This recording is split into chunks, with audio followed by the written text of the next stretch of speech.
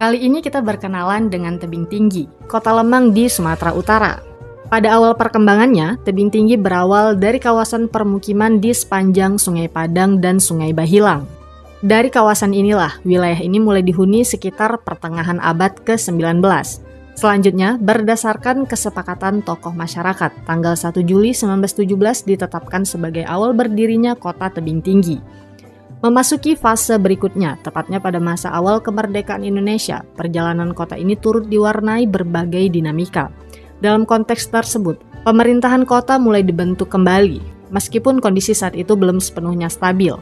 Pada masa inilah, salah satu peristiwa penting terjadi pada tanggal 13 Desember 1945, yang dikenang sebagai peristiwa berdarah 13 Desember 1945 dan menjadi bagian dari sejarah perjuangan masyarakat Tebing Tinggi.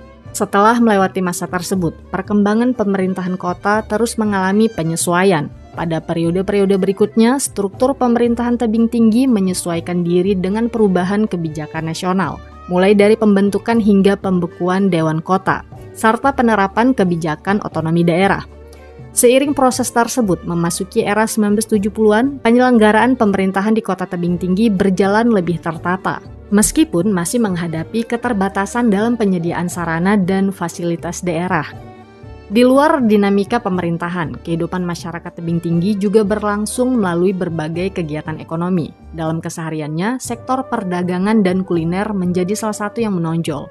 Kota Tebing Tinggi dikenal dengan olahan lemang, makanan berbahan beras ketan yang dimasak dalam bambu dan kerap dijumpai sebagai sajian khas maupun oleh-oleh.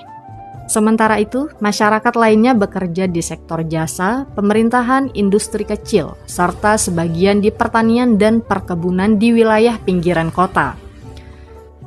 Selain aktivitas ekonomi, di sekitar wilayah Tebing Tinggi terdapat pula aktivitas Arung Jeram Mbah Bolon, yang secara administratif berada di wilayah Kabupaten Serdang Bedagai dan lokasinya relatif dekat dari Tebing Tinggi. Sejak ditetapkan pada tahun 1917, Tebing Tinggi telah melalui berbagai fase perjalanan, dengan posisinya di Sumatera Utara, serta aktivitas masyarakat yang terus berlangsung dari waktu ke waktu. Kota ini menjadi bagian dari kehidupan dan pergerakan wilayah sekitarnya.